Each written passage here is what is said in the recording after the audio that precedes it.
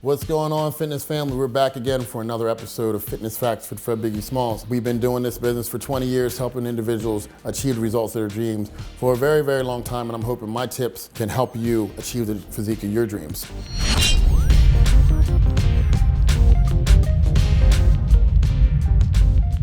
Okay, fitness fams, we're into our workouts, we're understanding how to prevent injuries. Another thing that we need to do and remember is that frequency of how we're working these muscle groups is very, very important. So, and when we look at frequency, we have to look at how do I judge whether am I too sore to do this exercise again? Do I need to take another day off?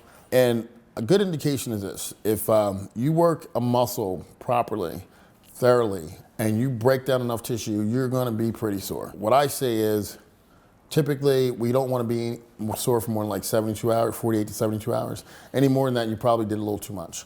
But if we're in those parameters, you can probably work the muscle group again within 4 to 5 days. Now, that also depends on what level of fitness you're in, because when you're starting out, you're really not changing or breaking down muscle tissue. When you're first starting, within like the first 8 weeks of working out, if you're a true beginner, you haven't worked out before, within the first 8 weeks of working out, you're really not breaking down muscle tissue. What you're doing is you're creating neurological adaptation and neurological recruitment of fibers. So you're allowing your body to become more efficient. You know, it's kind of like when you wake up in the morning and and it's like hard to open a jar, or it's hard to grab something.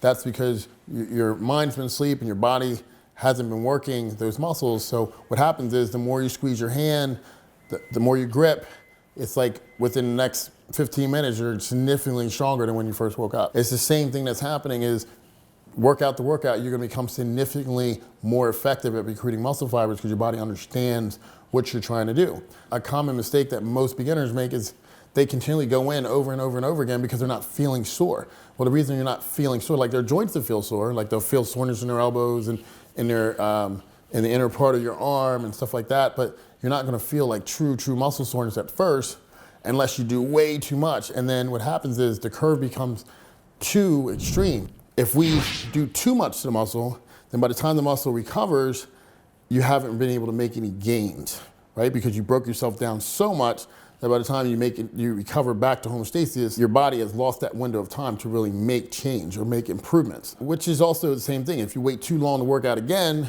your body falls back down to that level of homeostasis, and again, you've waited too long to build upon that increase from the last workout. Proper or frequency of working the muscle groups is very, very important, you know. And when you first start out, you can pretty much work your total body like 3 to 4 times a week, because every other day, because you're not really breaking down muscle tissue.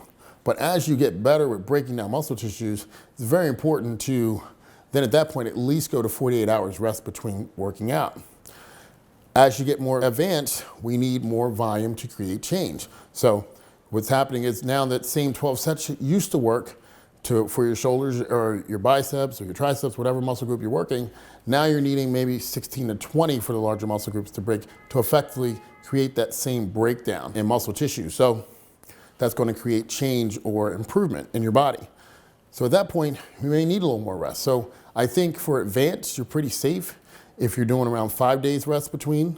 So if I work quadriceps on Monday, being able to work hamstrings on Thursday, I probably can work my quads again on that Saturday or Sunday, because again, I've given myself my quads an actual full rest day, full 5 days of rest. I did hit my hamstrings, but hamstrings typically do not involve quads.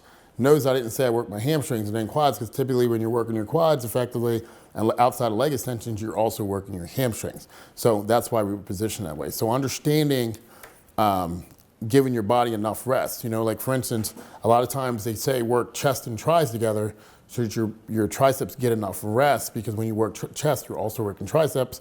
Working shoulders, you're also working triceps indirectly. So your arms are not something you need to work 2-3 times a week. They're getting enough work throughout your assisting your major muscle groups.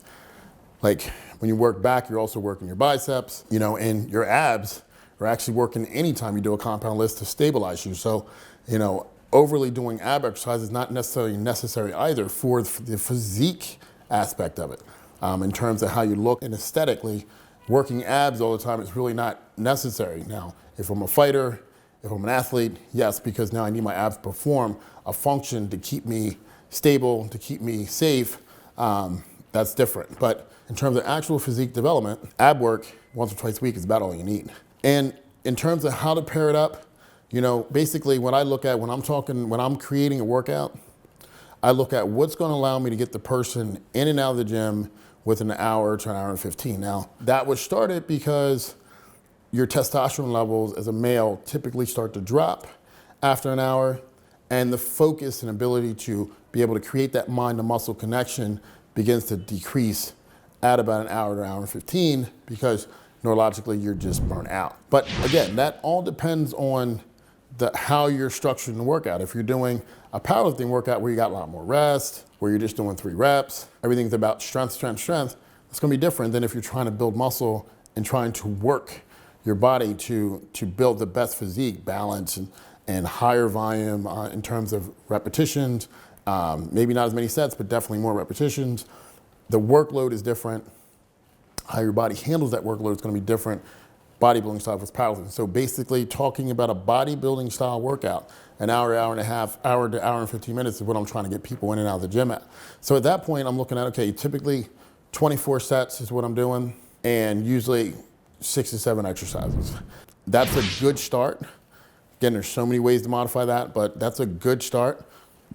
So a good split would be chest, biceps on a Monday, quads and calves on a Tuesday, Wednesday take the day off, back and biceps on Thursday, then shoulders and hamstrings on Friday, take Saturday off, and then repeat that schedule. And that's a very solid way to work your physique so that everything's getting enough recovery, not too much recovery, and you're able to put the same level of intensity into every single exercise, every single workout, so you're not burning yourself out.